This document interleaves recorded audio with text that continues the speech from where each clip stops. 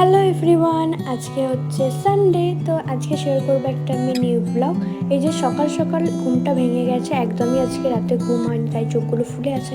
ঘুম ভাঙানোর জন্য একটুখানি 1 কাপ চা খাচ্ছিলাম। বহু বছর হয়ে গেল আমার একদমই স্কিন কেয়ার করাই হয় না। সামনে আসছে বিয়ে বাড়ি, তাই ভাবলাম যে আজকে স্কিন কেয়ার করি। তো এখানে একটু পেস্ট বানিয়েছিলাম দই বেসন যেরকম দিয়ে। তারপরে বসেছিলাম আজকে ব্লাউজ মুড়তে, কারণ বিয়ে বাড়ির সামনেই চলে এসেছে। আর আমি হচ্ছে আমার মায়ের শাড়ি পরবো, তো মায়ের যেহেতু শাড়ি, তো ব্লাউজগুলো একটু অল্টার করাতে হয়। আর আমি নিজে হাতেই সেলাই করতে ভালোবাসি, তো করে নিয়েছিলাম। দেন বিকালবেলা বেরিয়েছিলাম একটুখানি গঙ্গার পাড়ে, কারণ আগের সপ্তাহতেও গিয়েছিলাম, অনেক ভিড় ছিল, স্নান করে চলে এসেছিলাম। তো আজকে গিয়েছিলাম একটু ঘুরতে। আর একটু বছর পরেই ছিল এখানে একটা জাহাজ। আচ্ছা, একটু আগে কি তোমরা নোটিস করলে আমি একটা আদিয়োগী দেখালাম? হ্যাঁ, দাঁড়াও, এই যে জাহাজ যাওয়ার পরে এত সুন্দর ঢেউ দিচ্ছিল। বাট একটু পরে আমি আদিযোগীর সামনে যাব, গিয়ে তোমাদেরকে দেখাবো।